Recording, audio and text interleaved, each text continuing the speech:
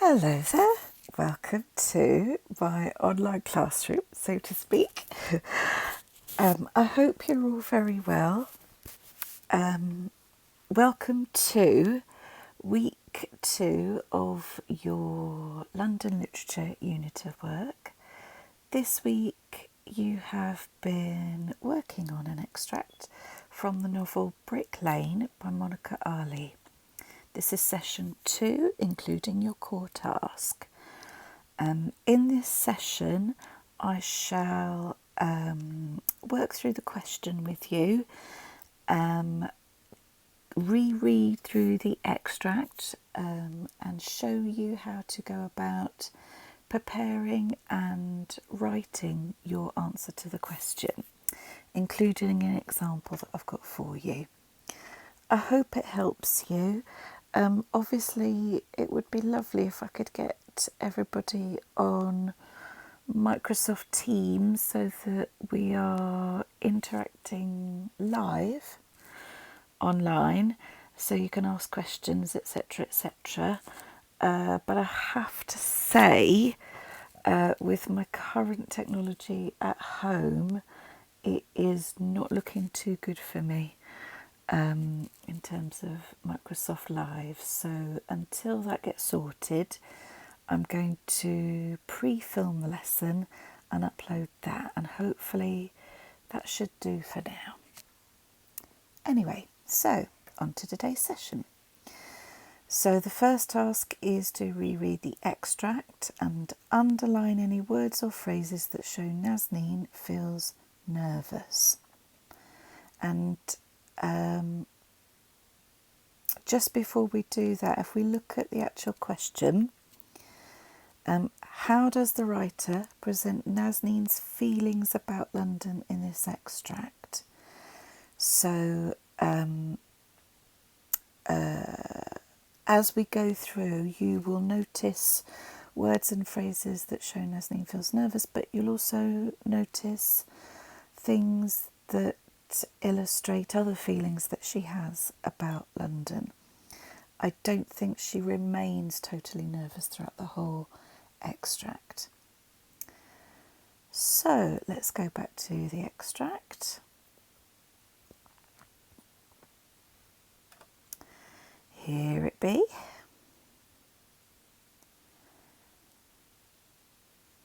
So, a reminder of the introduction. This text is an extract taken from the novel Brick Lane by Monica Ali. It is about Nazneen, a young woman from Bangladesh who has recently moved to Brick Lane in East London. In this extract, she ventures out onto the streets of London for the first time. Nazneen pulled the end of the sari over her hair. At the main road, she looked both ways. To get to the other side of the street without being hit by a car was like walking out in a monsoon and hoping to dodge the raindrops. A space opened up before her and she ran. A horn blared, stretching its vocal cords to the limit. The car skidded to a halt in front of her and the driver got out and began to shout. She ran again and turned into a side street, then off again, to the right, onto Brick Lane. The side streets were stacked with rubbish, entire kingdoms of rubbish, piled high as fortresses. Small patches of mist bearded the lampposts, and a gang of pigeons turned weary circles like prisoners in an exercise yard. A pair of schoolchildren, pale as rice and loud as peacocks, cut over the road and hurtled down a side street, galloping with joy or else with terror. Otherwise, Brick Lane was deserted. Nazneen walked. 4 blocks down, she crossed the road. She waited next to a woman and stepped out with her like a calf with its mother, and took a side street. She looked up at a building as she passed. The entrance was like a glass fan, rotating slowly, sucking people in, wafting others out. Nazneen craned her neck back and saw that the glass above became dark as a night pond. The building was without end.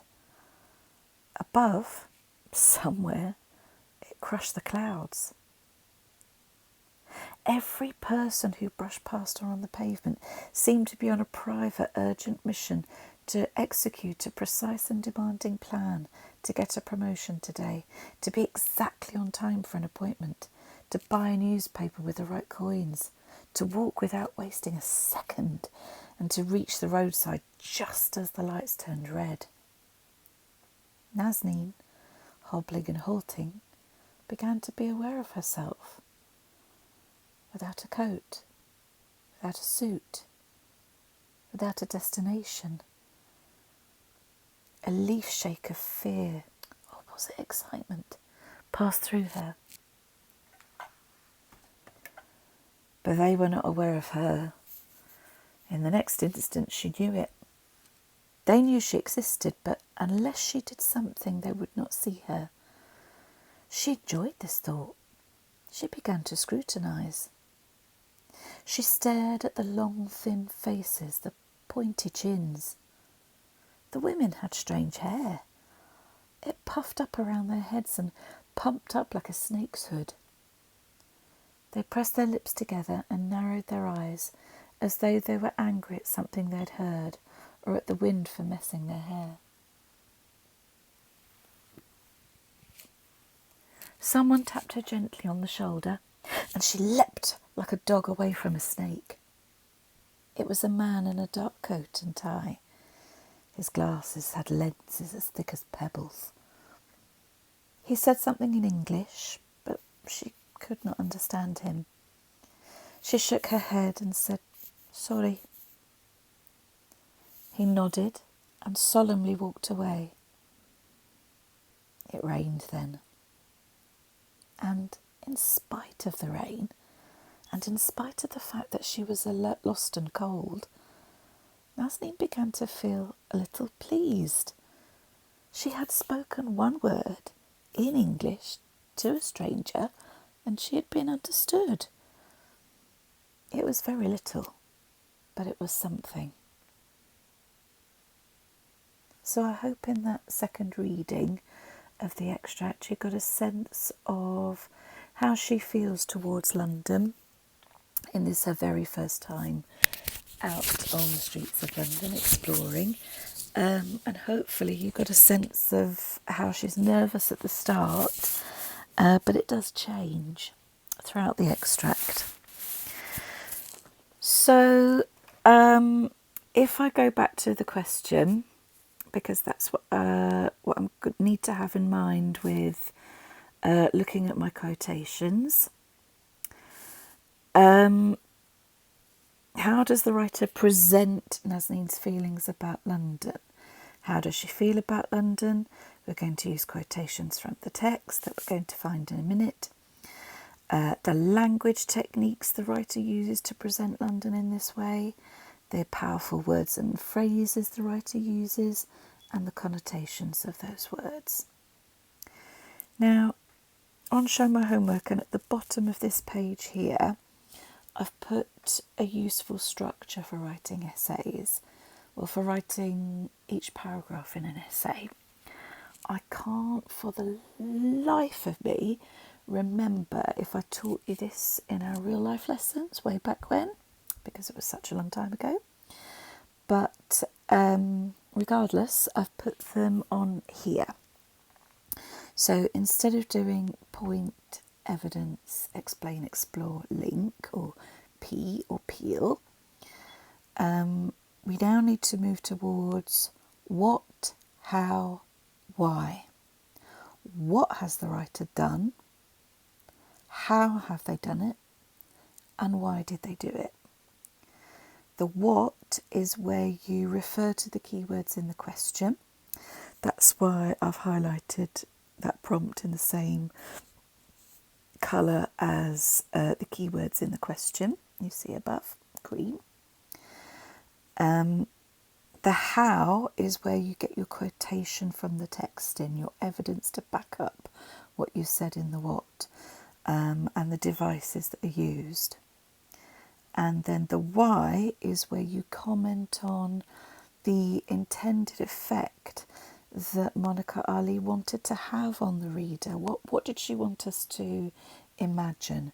What did she want us to feel? So if I go back to the text,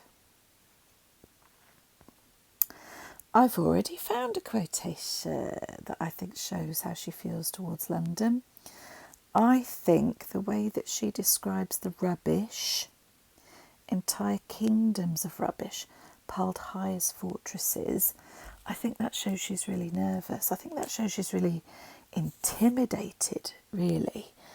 If you think about what a kingdom actually is, a kingdom is staking a claim on the land to say, this is mine. No one can enter it, and any invaders need to come through me and my army. I will reap the profits of this land. I will rule this land. That's what a kingdom does. It's supposed to be powerful. It's supposed to be almighty. It's supposed to be intimidating. And that's how she sees London, as this big, powerful, intimidating place. Another powerful word in this quotation is the word fortresses. The kingdoms of rubbish were piled as high as fortresses. So that's a simile. Why fortresses? Well, if we think of fortresses, they are supposed to be, I suppose, like the guarding wall, the wall that blocks out invaders from the castle of the kingdom. The fortresses are supposed to be intimidating, so invaders are discouraged from feeling brave enough to take on that kingdom, to even try and get in. And fortresses are supposed to be really well defended. They're supposed to be impenetrable. And I suppose that's how Nazneen sees London. She doesn't know the language, Lord bless her. So everything is inaccessible. She cannot read signs. She cannot understand what people are saying to her. It's impenetrable in the sense that she doesn't know where anything is. She doesn't know her way around. She won't understand the cultural customs in London yet. How everybody acts like they haven't seen you, that famous London anonymity. You act like the other people aren't there. So London is this powerful, intimidating place, and it's making her really nervous. That's what I get from that quotation. So in considering that quotation, I've worked out that it is imagery, including a simile, and the comparison is there to make me imagine that London to her is this hugely powerful and intimidating place. I've considered what the writer has done, how they have done it, and why they have done it. Oh, I suppose one last thing I should include on the why is, what does it do to me as a reader? What does it make me feel towards Nazneen? So I suppose as I read this, I started to relate to it a bit because it provokes empathy. I can put myself in her shoes. Whilst I was brought up in a London, I don't know if you know, I was brought up around New Cross and Deptford and Peckham, those sort of areas. So I'm used to London being all sort of big and brash and busy and loud and crowded, but that doesn't necessarily mean that I don't find it intimidating. That doesn't mean that I don't remember just how overwhelming it is sometimes. And I can imagine, I know from people I know who've moved to London from smaller towns or villages where everybody says hello to everybody, even if they're a stranger, London just seems really cold and distant and intimidating. So it makes me think, I hope as I read on, Nazneen will gain some more confidence. She will hopefully unlock London and find a way to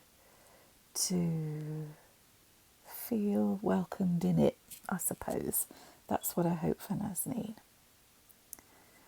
Right then, so my example paragraph using that structure. That's the file I want.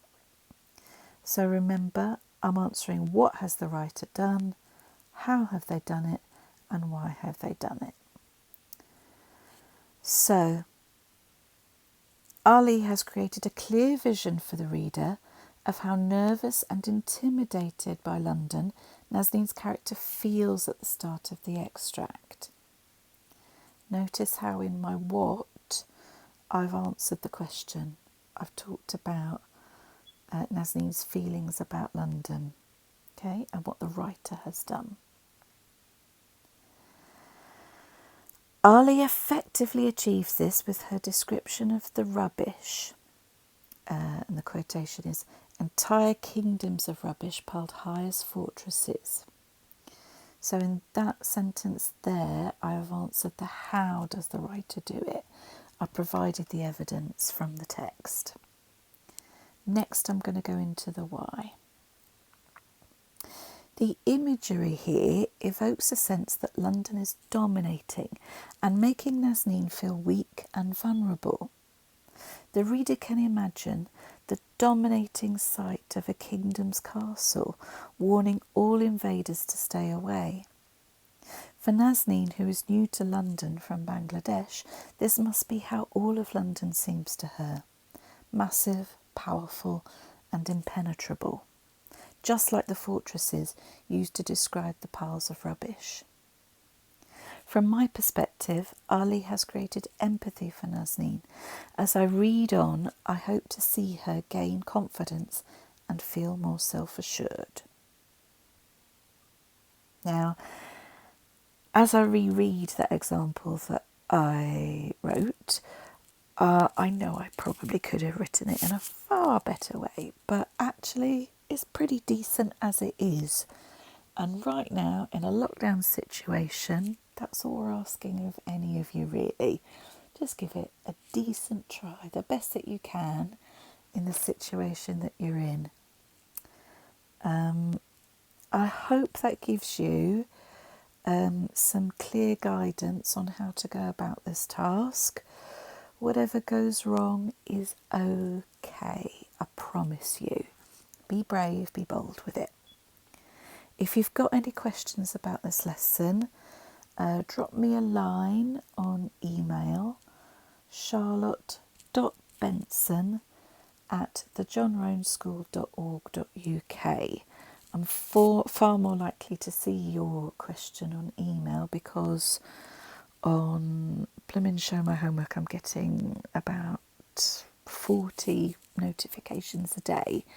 So to see your comments, it takes me quite a while to scroll through all the notifications. So if there's anything I didn't cover, feel free to drop me a line. In the meantime, good luck with this. Take care, stay safe, chin up, and I really do hope to see you soon.